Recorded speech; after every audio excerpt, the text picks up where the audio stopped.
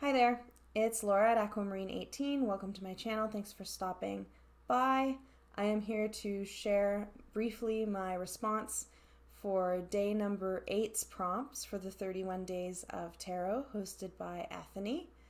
And day 8's prompt is the tarot books that we read in 2019. I read a lot in 2019, but I actually didn't read a lot of tarot books. I read a lot of snippets of tarot books and chapters of tarot books and, sections of guidebooks here and there.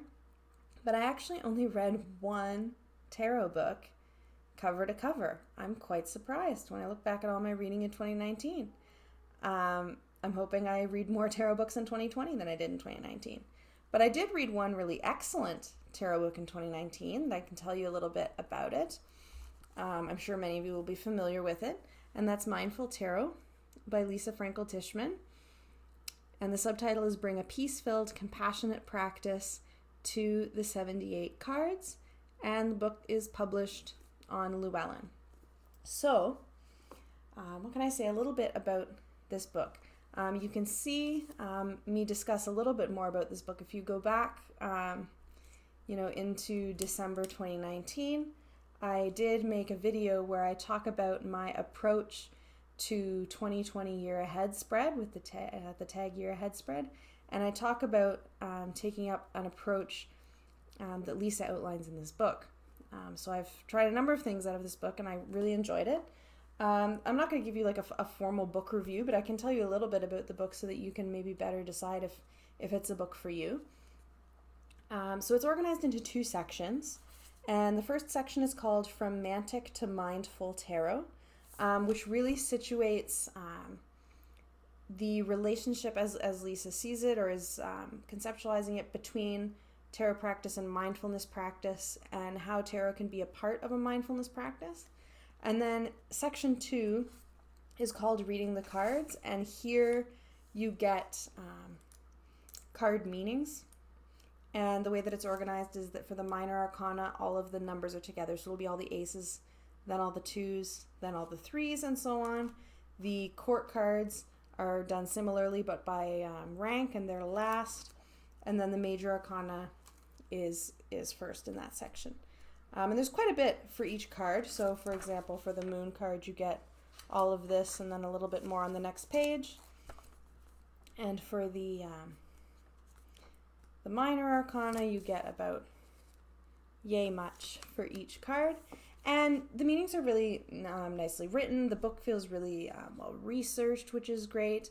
I really most enjoyed, and I think personally got the most out of, the first section on Mantic Tarot and Mindful Tarot, because I'm coming to this book as someone who has read quite a few books in terms of tarot card meanings, but hasn't read anything really on mindfulness or mindfulness practices.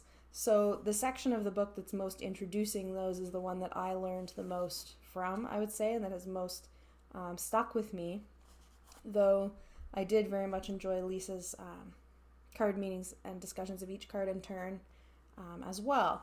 So, as I mentioned, part 1 is called From Mantic to Mindful Tarot, and so I just thought I'd explain very, very briefly with a couple of quotes like what that means to give an idea of where this book is going, right?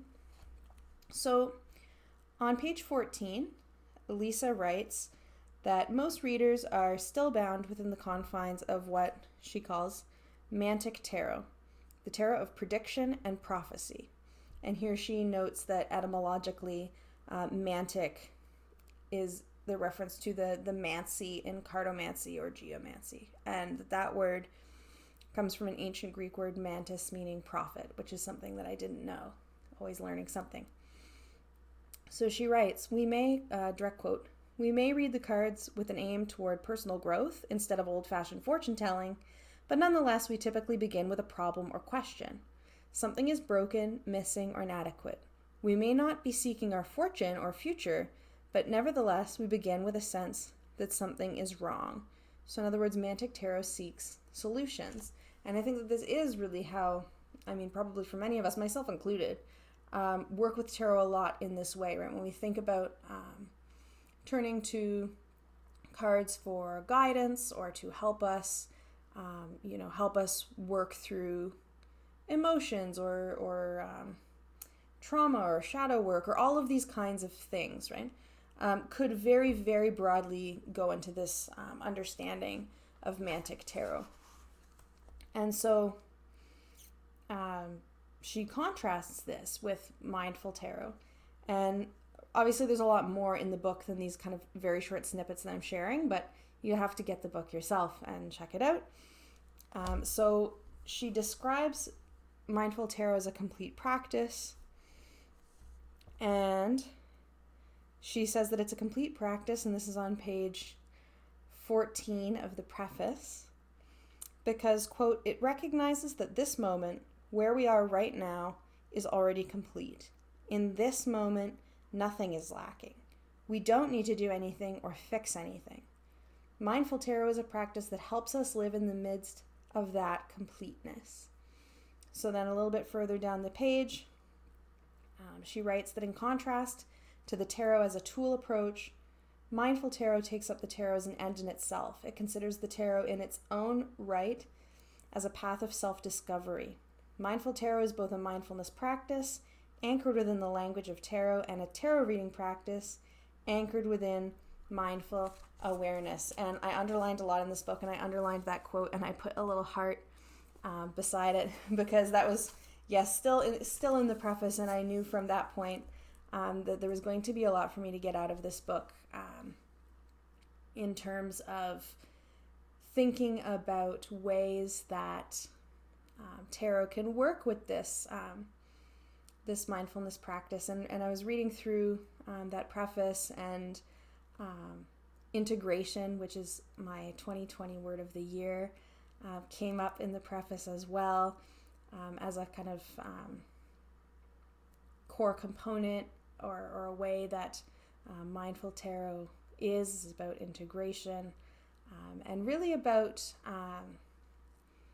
exploring into the cards and how we resonate with them in a given moment, right? How is a card expressing itself in our life, or how can we relate to that card? And we bring all of our, at least it talks about this like in different places throughout the book, we bring all of our understanding of the cards and their meanings that we've learned from all the sources that we have to this practice, right? It's not about like forgetting all of those things, but really I think it really like thinks about